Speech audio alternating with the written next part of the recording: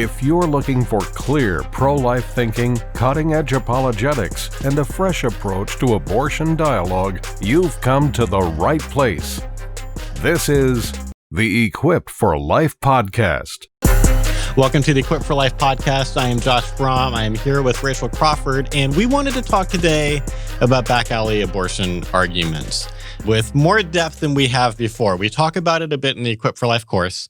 We have a video on our YouTube channel. Actually, I was looking at our analytics recently. It's one of the most popular videos on our YouTube channel that Tim just recorded with his iPhone a couple of years ago. We will summarize some of the points that he made in that video because we do think that's sort of important for any pro-life advocate. Like, these are some of the main points you ought to be making. So we will talk about that today. But we want to also talk about some other things today. We want to talk about why this is so convincing to pro-choice people. I think you've got some really insightful things to say about that, and from just kind of your experiences in college. We also want to talk about some of the facts, some of the things that, like, if you were young or even just new to the pro-life movement, regardless of your age, like, some of the history behind this that you might not have heard about might be very, very surprising to you. Is actually some things that occasionally is helpful to bring up with a pro-choice person. So we want to get into that. We also, in ERI fashion, want to talk about some unhelpful ways that pro-life people sometimes respond to this, so that, we just want to help you to be more persuasive. And so, here are the best, most persuasive responses. Here's also the things to avoid because they are not helpful. And then hopefully by the end of this, you'll just be a lot more persuasive every time this comes up in your future. So, but before we get into how pro-life people ought to respond, let's talk about understanding pro-choice people. Like, anyone that's been around ERI for more than like a week knows that we really care about not merely refuting pro-choice arguments. We want you to understand pro-choice people and where they're coming from and respond to the best versions of their arguments. Anyone can respond to lame arguments, but like, if we train you to respond to the best versions of arguments, then you're gonna be able to handle the easy ones, and those do come up. So let's talk about understanding. Like, this comes up more often now than it did 5 years ago. So I would love for you to talk about that, and also why this is so convincing for someone who is actually pro-choice. Help pro-life people to get into pro-choice people's shoes. What's going on for them? Yeah, because if we can understand why they're making this argument so much, it'll help us in our response. We won't sound so cookie cutter. We'll be able to talk to the person in front of us in a way that's going to register with them. It doesn't come as any surprise to me that video is popular on our YouTube channel, even though it's maybe lower quality than some of other content. This argument is more and more frequently made in our political climate right now because abortion choice advocates are afraid of Roe being overturned. Going back to the states, we're going to be battling again like it's the 70s. And I think people are going to feel that way when they hear the headlines and they see Donald Trump in office talking about abortion. It really is a concern at the front of their minds. We're going to be going back to how it was. Abortion is going to be criminalized. What is that going to look like for our future? And if you pay attention to some of the abortion industry leaders, they are starting more and more to talk about self-induced abortion. Unfortunately, we see sometimes they prioritize abortion access over women's safety already, even in states and areas where it's totally legal. They sometimes are making the wrong priorities. So back alley abortion arguments are going to be coming up a lot more in your conversations, more than they already have. And why is this argument so convincing to the everyday person? Even people who really don't like abortion, abortion makes them morally uncomfortable. Why are they so inclined to lean into this thinking when they're asked about abortion? Well, it's an emotionally appealing argument insofar as we already connect with that woman. And people nowadays, they may or may not know which people in their life have had abortions. But if they know someone who's had an abortion, they're going to think about, well, what if my sister wouldn't have been able to have a safe abortion? Maybe she would have died from it. What would that look like for my daughter in the future? And so they're thinking about people that they love getting hurt. And so this becomes their top priority and their top concern. And that doesn't make them a bad person. That makes them human, right? And so this argument doesn't require any knowledge about abortion. You don't need to know anything about the philosophy. You don't need to know anything about the procedure. All you need to know is it's dangerous. And it makes sense to someone intuitively. Of course, like if a woman's using a coat hanger to kill the fetus, like of course that's dangerous. She could die. Right. And so the uninformed person, and most people are uninformed and they don't want to talk about abortion. They don't want to think about it. The most uninformed person, this is something that isn't at the front of their mind. Yeah.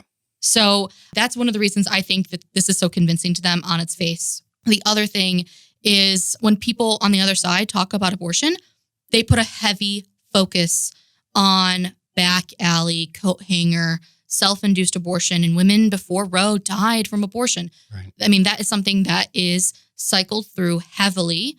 And in my women's studies classes, I mean, I experienced this from the first women's studies class I took. It was like reproductive health from a feminist perspective. And we had to get this special textbook that wasn't sold in any of the bookstores on campus, by the way. Like it wasn't sold in, you couldn't find it at the library. We had to special order it from a feminist bookstore, which whenever I think about feminist bookstore, I think about that show where they have the feminist bookstore skit. You know what I'm talking about? Have you seen this? Is that the Portlandia? Portlandia, yeah. They had they actually like filmed at a real feminist bookstore in Portland, Oregon. Right. But then like the bookstore got mad at them, so they had to like take it out, whatever. But it was one of my favorite skits. Some of it's a little bit crude, but they really nail the feminist vibe. But anyway, so we had a special order, Our Bodies Ourselves, which is like one of the most classic feminist texts. And so they brought them in, and I remember like getting the textbook and being like, okay, I'm going to read this. How am I going to feel about it? There's a lot of things in that book that are upsetting. I still have it.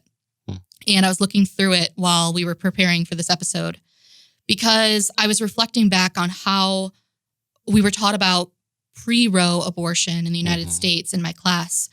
And in the textbook, it taught in the abortion section, there are no diagrams of abortion. I mean, this is an early intro class. It's not one of the medical classes. So there's no like abortion procedure instruction. It's more about the politics and about like Jane, which was like an undercover like system for abortions back in the day.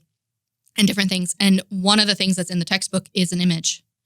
And it's an image of a woman who died from a self-induced abortion. It's very graphic.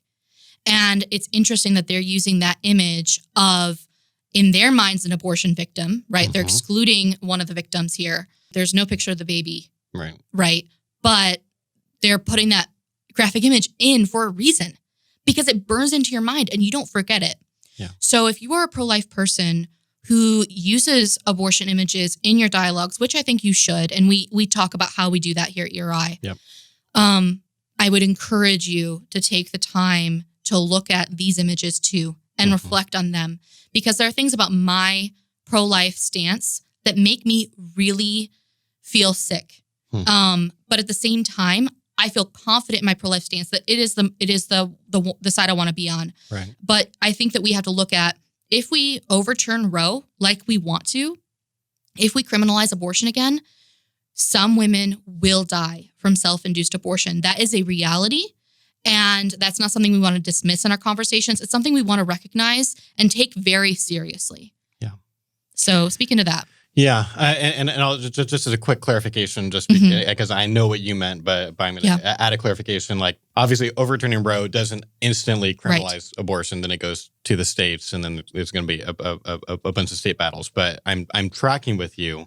This is a thing that I wrestled with a lot when I did a speaking trip a while back in Trinidad, where abortion is still illegal. It's this kind of weird thing. Why do they have a pro-life speaker in a place where, well, abortion's illegal, but it's done all the time. It's done a lot in hospitals. It's kind of like everyone just kind of turns a blind eye. So a lot of doctors, it's in some ways like pre-Roe America too, where from what I can tell from the local people, most of the abortions do happen in hospitals. Almost no one cares. But there are also self-induced abortions. There are abortions happening in people's homes. And so I wrestled with that, like driving through, sometimes, or being driven through kind of poor villages and just thinking like there might be illegal abortions happening in some of these homes. And what does that mean? And I think this is a thing that I'm glad we're talking about it, because it is so odd to pro-choice people when they're talking to a pro-life person that is clearly not reflected on this. Like you think of that, and we've talked about this before, that viral video that this pro-choice guy made like a long time ago, just like had his little, like probably one of the early phone cameras. And because we talked about this back in like, this was before ERI. I've been talking about this video where he kind of, goes to all these pro-life protesters, basically, all these like, it's kind of like a life chain kind of a thing. In Chicago, it's Eric Seidler's group. They're doing like an abortion protest. And it's like asking all these people, how long should women go to jail if abortion becomes illegal? And basically almost no one had not just a good answer. It was almost like most of them hadn't even thought about it before. And that was so weird to him and a lot of the people watching. So I think there's something similar here. Mm-hmm. If you haven't reflected on, what will likely happen, at least to some extent, if abortion becomes illegal, you seem so obtuse. It's like you kind of fulfill what pro-choice people believe about pro-lifers already, that you don't care about women, that you only care about fetuses. It's not what's actually, I think, going on for these pro-lifers. I think what's actually going on is like they just haven't thought a lot about this before, and there's all these babies being killed, and we're trying to stop that. But you can see, if you're coming from their perspective, that just seems weird because they're thinking about it a lot. I mean, to the pro-lifers' credit, a lot of times our mind is in a positive place of, well, if abortion becomes illegal, we are going to get an increase of resources to help these women in need so they don't feel so desperate that they have to self-induce. That's a world we don't want to live in. Right. We want to live in a world without abortion. We want to take away the demand for abortion by giving education and resources and caring for these women and giving them what they actually are looking for.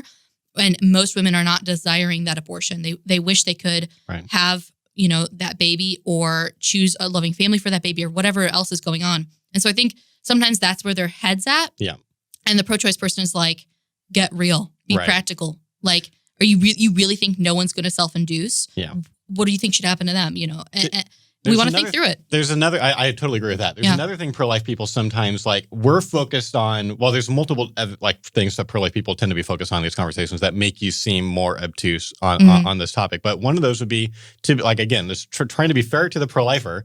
Sometimes pro-choice people are making this argument, but they're making a less convincing version of this argument that I've seen pro-choice people basically say, there won't be any reduction in abortions if abortion becomes illegal. Like, if abortion becomes illegal in half the states or more, there actually won't be a reduction. Abortions will still go on at basically the same rate. They just will be in dangerous conditions. Yeah. Therefore, the same number of babies are going to die, and you're going to also have some extra women dying. And so this isn't pro-life. This is like, that's a great point. Of course we shouldn't do this. And the pro-lifer is like, what? Right. You get real. Like really? Like, and I mean, if you look at the abortion statistics before, abortion went up roughly 10 times in a year after Roe versus Wade, which tells me there were a lot of women at the time that were morally willing to have an abortion and were not having an illegal one, and then began having legal ones once it was legal. And so never say that abortion is going to be reduced to zero. Like, there is no evil thing that will ever get reduced to zero. That's not the point. We want to reduce it as much as possible. We want it to be unthinkable. We want it to be the way we think of slavery now. We want it, like, when we talk about abolishing abortion, that's what we mean. But at the same time, again, pro-life people need to understand there are consequences of making something illegal, and we have to wrestle with that. And you have to understand that is where this person is coming from. And if you're going to respond at all persuasively to them, you've got to be responding directly to the thing they care about, not just the thing they're saying, but what is actually emotionally going on for them.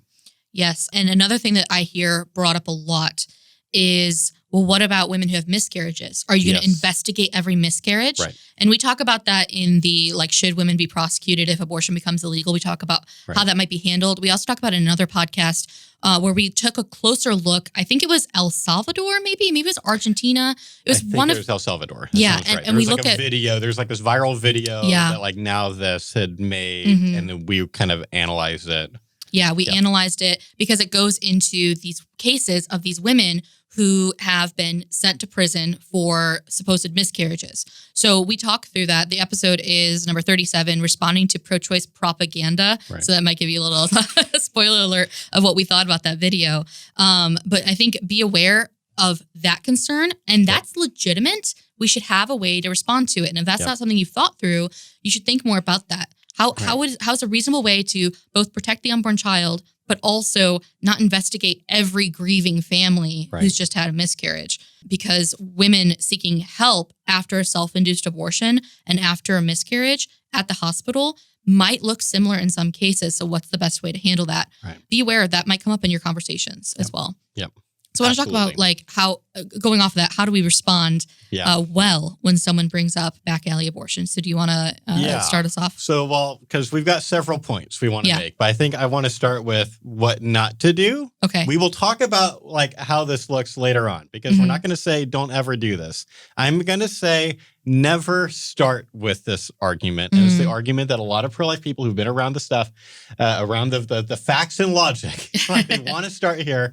Do not start with statistics. We're going to talk about, in this podcast, about the history of this argument. We're going to talk about what was actually going on pre-Roe and how dangerous it was and how, spoiler alert, pro-choice people were knowingly lying. We're knowingly exaggerating about this. We will get into that. I'm just saying, don't start there. It's so tempting. It is. I've been there, okay? So, like, a lot of the stuff that we're going to get into then, like, I was able to pull because I collected all of this stuff from a speech I used to give. I didn't give it that many times, but I did. I had this speech. I thought it was so clever. I kind of like taken some things that Scott Klusendorf had collected a long time ago in a book that no one can find anymore, but it collected like all these different like pictures of articles and things. And I just noticed there's a lot of pro-choice arguments that you can respond with their own side basically debunking it. So I made a whole speech. It's like proving pro-life points with pro-abortion materials, which just the title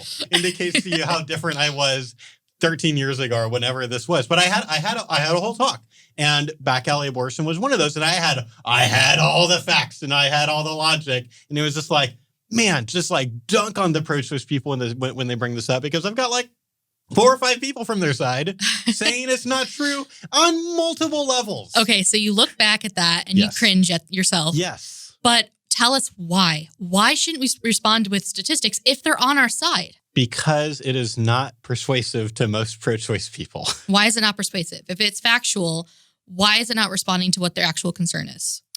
Because, well, I think probably a few things. I think, one, they might not believe what you have to say. Right. So you can quote statistics. I can say, like, well, there's lies, damn lies, and statistics. Like, you've got to do, if you're actually going to go into the statistics, you've got to be able to be ready to back up your claims. And that's hard at an outreach. Like, it's hard even for me. Like, it's like you've got to like have your phone ready and be able to point people to something or grab their email address so you can send them sources or something. So that's always tricky. Unless you've got something like printed out that you can like hand them. There's that thing like, are they even going to believe you?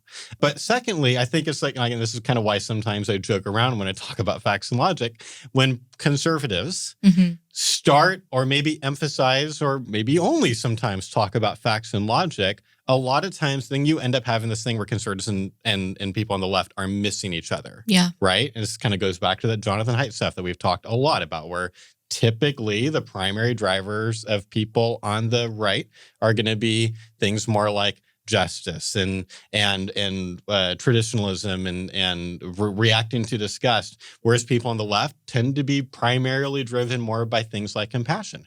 And so if you have that doesn't mean conservatives aren't compassionate. It's not a primary driver usually, but anyway. So when you take a compassionate person who is like, women will die, and then you get the like stereotypical kind of social media conservative pundit guy being like, facts and logic.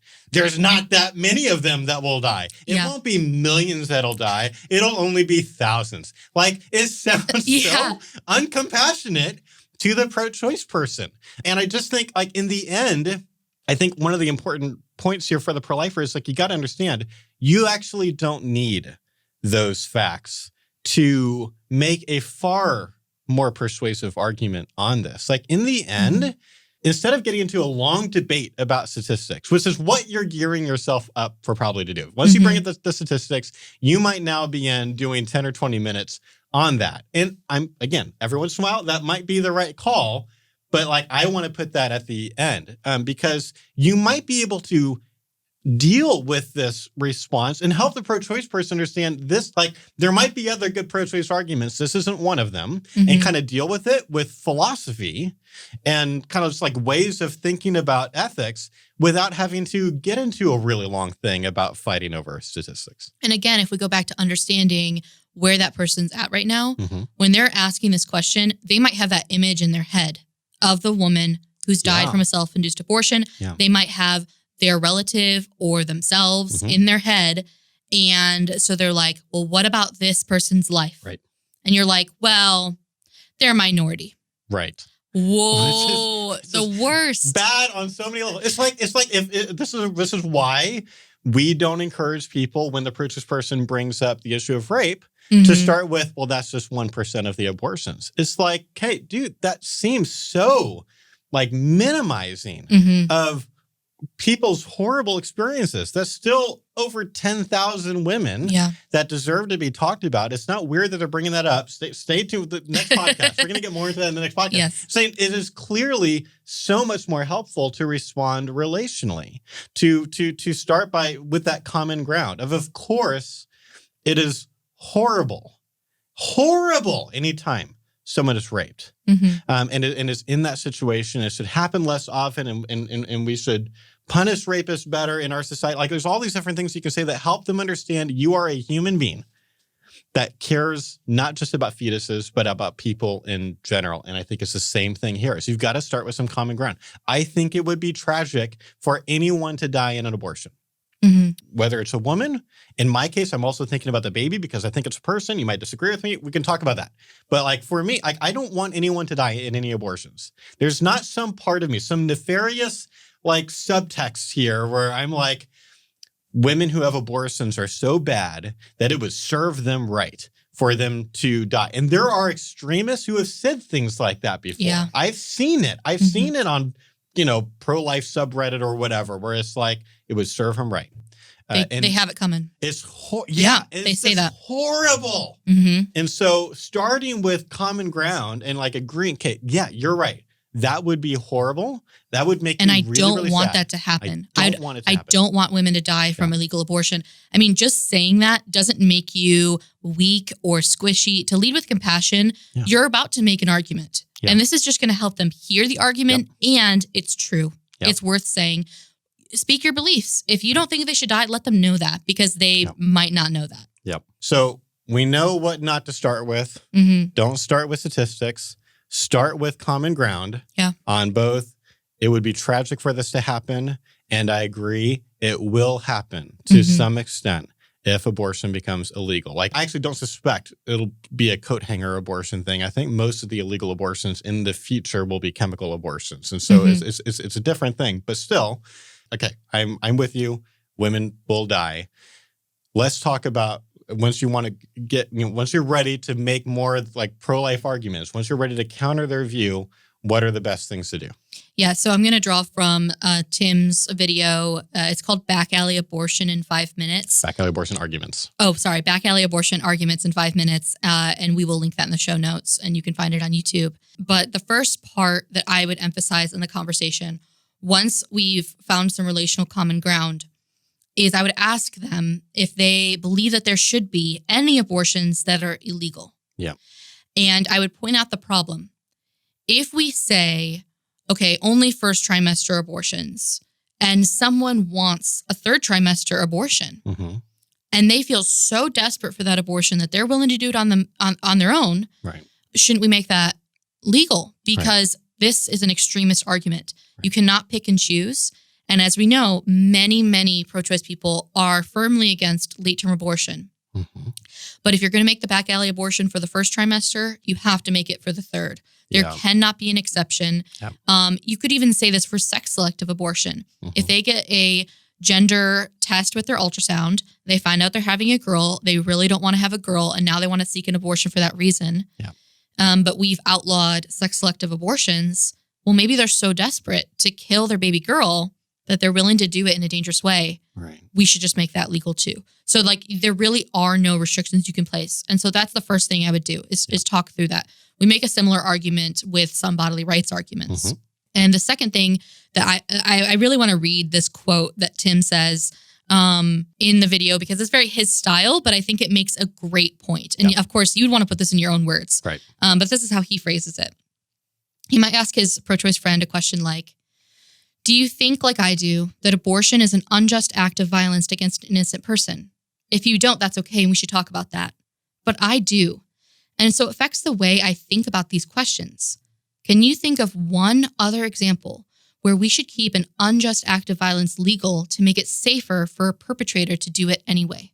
Yeah. And I think this is really powerful because it's doing two things. It's helping them to see it through your eyes.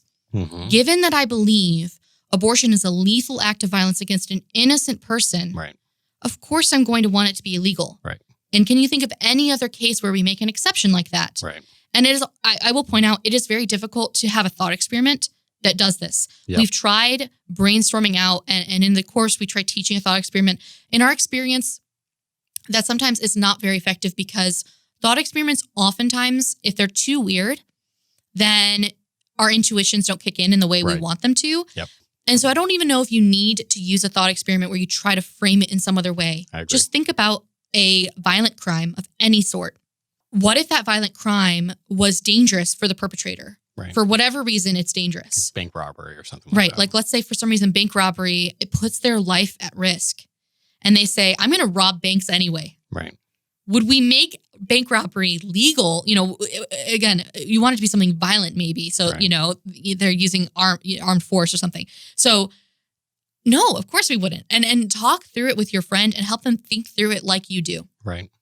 And another thing with having them see it through your eyes and talking through, this is how I think about abortion.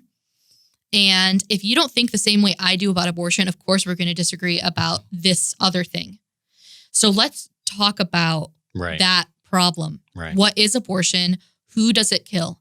And I think that's helping you to direct the conversation where you're going to be able to be persuasive. Once you've convinced them that abortion kills a baby, yeah, you're going to be a lot easier talking about, well, what's the risk here and making it illegal. Because if the pro-life person is wrong, if we're not actually killing a baby, or if they're killing a potential baby that has no value right now or something like that, it's like, you don't even need the back alley abortion thing to convince us. Like, that's enough. Like, just saying that medical procedures that are not unethical ought to be legal is a pretty standard thing. Like that will be sufficient. But help me get there. It's like, help me, if you want me to be pro-choice, like, this isn't actually the thing that's going to get, because I've got something deeper going on that is really driving. Help me understand why I'm wrong about that. It is sometimes helpful to quote people from the other side. And there's a really, really helpful quotation from, because there's a lot of the pro-abortion choice philosophers, they aren't really making this argument because they all kind of get what we're saying on this podcast. It's just that a lot of other pro-choice people don't, right? It's like, just like there's a lot of pro-life people making arguments that pro-life philosophers never make, because we all kind of know better, but like doesn't mean that a person knows better. This is an argument for the uninformed. Right. That's just the truth. Right. Yeah. So Marianne Warren, who is a pro-abortion choice philosopher, has this pretty famous quotation where she said, "The fact that restricting access to abortion has tragic side effects does not in itself show that restrictions are unjustified, since murder is wrong regardless of the consequences of prohibiting it." It's like, okay, your side gets this. And there are cases where bringing up, whether it's bringing up an atheist or bringing up a pro-choice person or a philosopher or something like that, can be helpful, because it can be like this is just like a pro-life talking point. This is like the smartest people on your side sort of agree with this, or at least some of them do. What do you think about it? If you can do that in a way where they're feeling like you're helping to clarify rather than condescend, I think it's going to register. Yes. I would really recommend you don't do this in a snarky way. This is not a time for snark in the conversation. Even the smart people on your side agree with me. Like, I would not do that. Marianne Warren's on my side, dude. Get with the program. Yeah, there's definitely don't do it like that. Yeah, but I think that's a great point. I think that could be really, really helpful. So, yeah. And then I also just want to refer, like, if you want to think more about where should I stand on if abortion becomes illegal, what would that look like? how should we handle miscarriages? Some of the sticky things. Go to episode 10. Should women be prosecuted if abortion becomes illegal? Give that one a listen. We get pretty into the weeds with that one. And there's so much we could say, but I don't want this podcast to go on forever. So I'll refer you there. One other quote that I wanted to bring up before we got into the facts and logic is there's something that my first mentor, Scott Klusendorf, said that I don't think it's going to work every single time, but I think it will work sometimes, especially given our culture right now. There are certain kinds of pro-choice people that I think might actually be very persuaded by this talking point. So I just want to directly quote him. He said, racists once argued that equal treatment for African Americans would result in terrible riots and cause untold suffering among law-abiding citizens. But this in no way proved that discrimination could be morally justified. I think that could be very persuasive to some people. It's kind of like, it's like take a break from abortion. Here's another example of a case where an argument like this was made. But like we all see now, okay, yes, even though the transition to, having desegregated schools, for example, was a rough transition and like looking back on it could have been done better, but still like we're all glad that transition happened, right? We're glad there aren't separate drinking fountains and things like that. But there were people literally arguing, hey, even if you're right, we shouldn't do this because it's going to cause riots. It's going to cause all the civil unrest and we don't want that. It's like, no, This is still more important. Yeah. And I think that any time where there has to be violence because you're fighting for a greater justice like that, that's throughout history. Yeah. I mean, there have been some very bloody wars over some very just causes. And that doesn't mean that it wasn't worth fighting for. Yeah. So let's move into the facts and logic. Josh, lay it on me. I want to know what were the lies told? What are the real numbers pre-Roe abortion in America? Yeah. So, and I'll say, if you've done all of those other talking points and the person's still not convinced, and then I think at this point, I'm fine with you bringing up the facts get into and the logic. specifics. Like, Get into the specifics. Yeah, sometimes there's this vague thing in their head, and I think they could be persuaded by, well, let's look at what actually was going on. Because it's not the coat hanger in the back alley necessarily. Right. There were some other things happening. What I'm saying is this is a last resort, not an opening move. Sure. All right. Sure. Okay. So the stereotype that you hear about with coat hangers and back alleys wasn't happening that often. I don't think we should ever say it never happened. Sure. We can't prove that it never happened. But it wasn't mainly what was going on. So let's talk a little bit about what was going on pre-Roe. So one thing that a lot of pro-choice people would be surprised to learn is that the same physicians who accounted for about 85 to 90% of those abortions performed them with the same methods and equipment both before and after Roe. Most illegal abortions happened in private doctors' offices. Not all doctors did them. So it's kind of like this thing where OBGYNs kind of amongst each other, their colleagues, kind of knew who you could go to. So let's say you're an OBGYN in 1970 who doesn't do illegal abortions for whatever reason. And you have one of your patients come to you and you have an appointment and she says, I'm pregnant. Do you do those illegal abortions? And the doctor's pro-choice and all this stuff. Yeah. Then what he might say is, I don't do them, but I know someone who does. Here's where you go for that. And it was not a back alley. It was a doctor's office. Maybe it was after hours or something. You're coming in the evening. Sure. Sure. But it was still sterilized medical equipment. It wasn't this, it wasn't a butcher, like unraveling a coat hanger usually. And we know this from the other side. Again, this is not just like pro-life urban legends. Like, so let me just quote some people. So in 1960, Planned Parenthood claimed that 90% of the abortions were happening by doctors. So this is a quote from Mary Calderon. I'll have all the sources in the description, but she published this in July 1960. She said, abortion is no longer a dangerous procedure. Let me say that again. 13 years before Roe versus Wade, the medical director of Planned Parenthood said abortion is no longer a dangerous procedure. So he said this applies not just to therapeutic abortions as performed in hospitals, but also to so-called illegal abortions as done by physicians. Second, and even more important, the conference estimated that 90% of all illegal abortions are presently being done by physicians trained as such, and many of them are in good standing in their communities. They must do a pretty good job if the death rate is as low as it is. It's like not like funny to laugh, but also like it is laughable because she's like just destroying the talking point. It's like, well, given that the death rate is as low as it is, like of course that they're like good physicians. You know, she's really making it hard on them. That death rate quote is actually that point is a very important point, and I'm going to come back to that. There's another interesting quotation from someone else who brings it up, and I think it's one of those helpful things because you're not just saying Planned Parenthood knew that almost all the abortions were being done by physicians, but there was also like this side argument going. It's like, look, there is no way that most of them are being done somewhere else because otherwise the death rate would be a lot higher. Like, it's just like, look, there has to be something else going on. Alfred Kinsey, who founded the Institute for Sex Research at Indiana University, previously known as the Kinsey Institute, he said that 85% of the abortions were being done by physicians. So you had this general thing where abortion deaths were declining between the 1940s and the 70s for the same reason that all surgical procedures, the deaths from surgeries, were all going down at the same time between the 40s and 70s, and all for the same reason. Better medical care and penicillin. Penicillin did such a wonderful thing for all kinds of people who had to have surgeries in between the 40s and 70s because you saw death rates for medical procedures sometimes going down like by 1,000%, like from like, you know, it would be like 1,000 per year to like 100 per year just from things like penicillin and better care. The thing that a lot of pro-life people have heard about is there was a whistleblower that came out of the kind of early pro-choice leadership, Dr. Bernard Nathanson.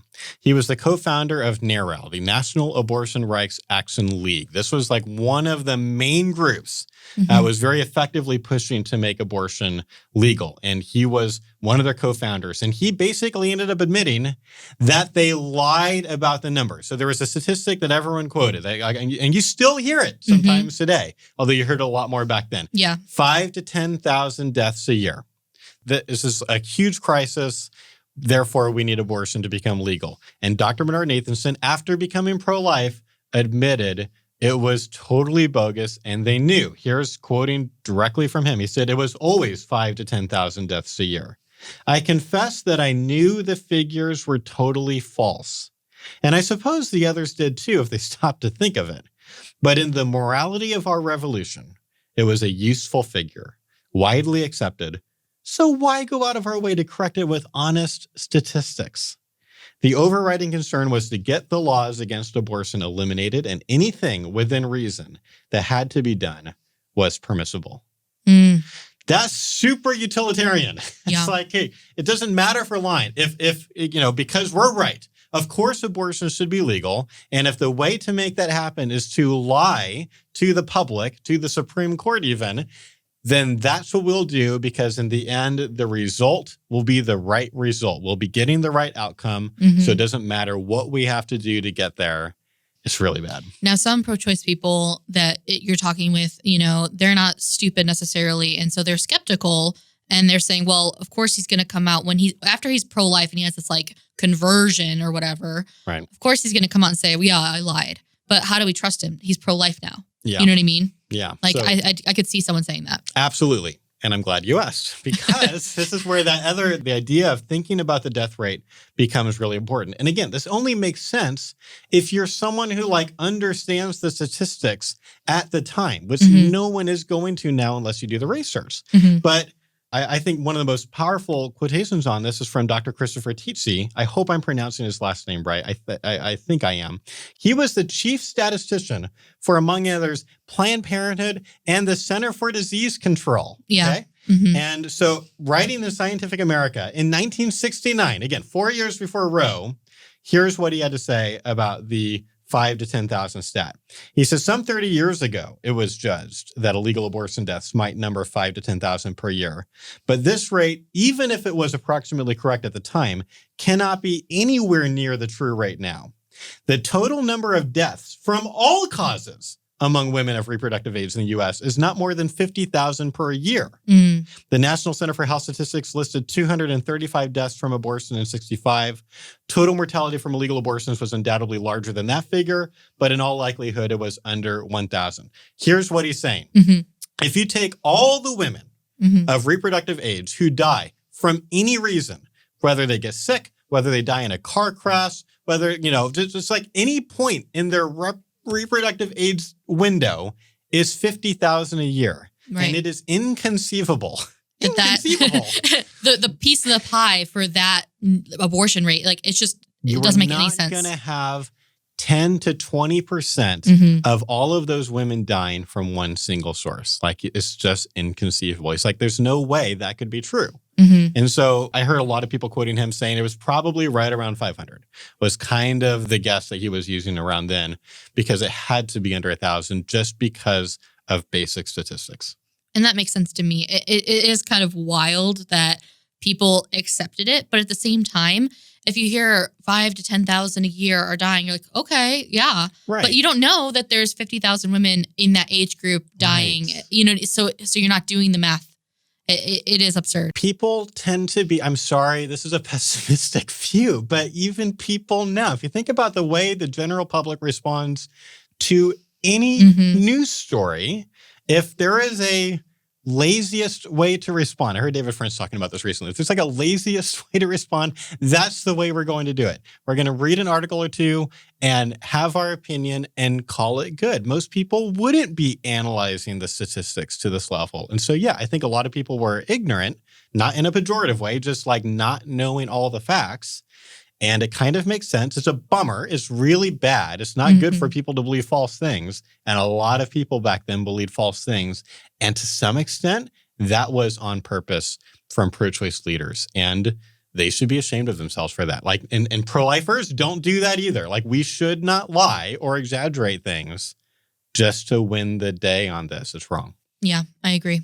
So I want to talk about one of the things that we've been seeing on social media a lot. Whenever we talk about abortion safety, I think we had the is abortion 14 times safer than childbirth, John Farrar article and the video that I did with that, that really got a lot of traction. And the comment we saw with that article and the comment we see with a lot of the articles out there or anything out there when someone's talking about this subject. How can abortion ever be safe? Because it's never safe for the baby. Right. So you guys know we preach about like fetus tunnel vision all the time. Right. But this is like even worse than that. This is saying that her life doesn't matter. Yeah. Not only like should we be focused on the baby because the baby's, being killed in abortion. It's like the woman doesn't matter at all. She's like, why would we care about her safety? Right. It's not safe for the baby, It sounds super dismissive, even if you're not trying to be dismissive. Even if you're trying to say, well, yes, it matters that she dies too, but by the way, it's never safe for the baby. It's just like, there's almost no way to pull that off in a way that comes across like you actually care about these women. You're undermining your argument. Our whole argument is there are two patients here and we need to care for both. Yep. That's your argument. So if you say, well, why should we care about both patients? We should just care about the one. You really are saying it's awful. Yeah. So I think women deserve to die from abortion because if you're willing to kill your own child, you don't deserve to live anyway. You shouldn't be a mother. Saying it's never safe for the baby, not just unpersuasive, unhelpful. Yeah. Because you are really damning the pro-life movement in their head. Yeah. And you're turning them off. And now you are making it harder to overturn Roe. You're making it harder to get rid of abortion. Yeah. And please stop. Please understand, we are not saying don't say these things because it's not popular and we want to be popular and we want to be liked and we don't want to have people think less of us. That's not the point. You're literally shooting yourself in the foot. You're not literal. Now the way literally is. You are literally.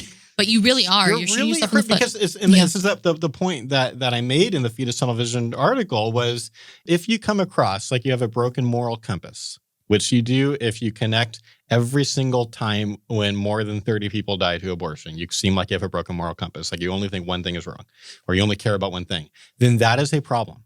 Because when you argue against abortion, you are making a moral argument. So if they think that you've got a broken moral compass that doesn't point true north, then they cannot take your moral views seriously. They literally can't. Like it's not going to be possible for them. Mm-hmm. It's like trying to get, if there was like a serious, like legitimate racist, Mm-hmm. like member of the KKK, trying to preach at you about the way that you should think about anything, coronavirus or something like that. It's it's going to be harder to take that person's view seriously because he's so backwards on this really obvious thing that Mm-hmm. your skin color or your ethnicity or whatever, like, doesn't affect your value. And so there's a similar thing going on here. When you respond, well, abortion's never safe for the baby. Like, it just seems like this, like, snarky, like, one-line Mm-hmm. bumper sticker slogan thing that you give back that so undermines your credibility. So I'm really glad you brought that up. Yeah, and I want to encourage pro-life people who are just like nodding along right now with the podcast, like, duh, I hate when I see that. You need to speak up and you need to speak gently. And I sometimes encourage people to comment below that comment. Yes. And say, we don't just care about the baby, we care about both patients here. Yeah. And saying things like this is really unhelpful. Yep. And most of the time, we, criticize in private, congratulate in public. Mm-hmm. But if it's a public comment, if it's a public tweet, and pro-choice people are seeing that, they need to see the pro-lifer correction too. Yeah. Normally, I would encourage you talk to your friend one-on-one, and you can do both. Right. But I think this is a situation where it calls for public correction because you're trying to do some damage control here. Right. It is damage control because it's like, I think pro-life people sometimes overestimate how often pro-choice people talk to pro-lifers about abortion. Like it might not happen very often for them. And so if they're like formative experience, the one time they were like, okay, fine, I'll have a little bit of an abortion debate on my Facebook wall or whatever, is like the pro-lifer Mm-hmm. making the worst arguments, then they're going to feel so much more like confident. And of course I should be pro-choice. Like, okay, yeah, I did debate a pro-lifer one time. And this is what he said. He said he didn't care about women. It just goes to show, like, all the people in my women's studies class are right after all. Like, that kind of thing. It's like, hey, no, like, jump Mm-hmm. in. Like, no, that is not the way that we think. I really think it would be horrible for someone to die in an illegal abortion, yet I still think it should be illegal. Let's talk about that. Like, that kind of thing would be just so much more helpful there. Yeah. Thank you for listening to the Equipped for Life podcast, a project of Equal Rights Institute. Equal Rights Institute uses speaking, writing, YouTube videos, podcasts, online courses, and campus outreach to help pro-life advocates in the areas of practical dialogue tips, relational apologetics, pro-life philosophy, and sidewalk counseling. If you've been helped by this podcast, please consider supporting it by making a donation at equalrightsinstitute.com.